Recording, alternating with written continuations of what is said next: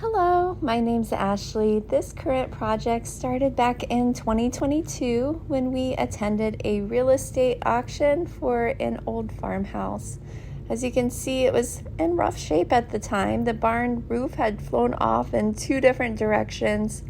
A lot of cleanup was needed outside. Inside the house, you can see that it really needed to be updated.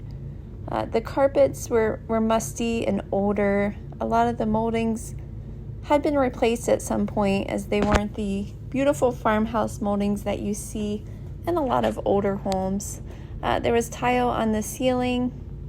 There was about 10 broken windows altogether. This was one of them. It had been boarded up. Upstairs, under the carpet, as we were tearing up the underlayment, we found the original hardwood floors. And they were just covered in nails. There was some stain or paint around the edges. It took quite a bit of work to get all of that up. In the kitchen, there was white linoleum throughout the kitchen and mudroom. And underneath that was some type of adhesive. You can see it here. It's black.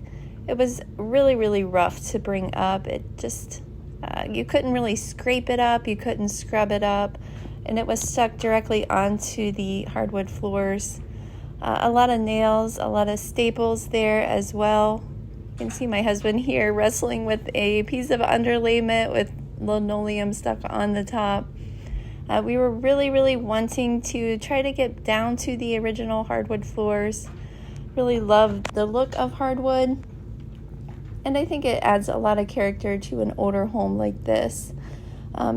The kitchen was probably one of the roughest rooms.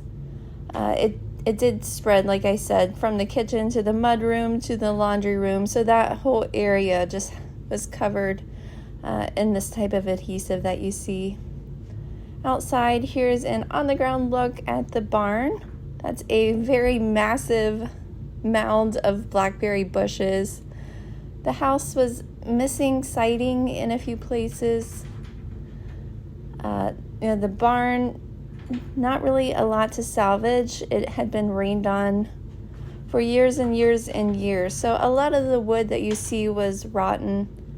The top of the barn is actually the loft at one point. You can see my husband again up there cutting down one of the beams.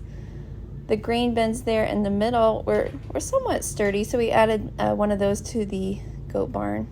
And then here are the goats. So we do have a herd of dairy goats. We show them, breed them, milk them.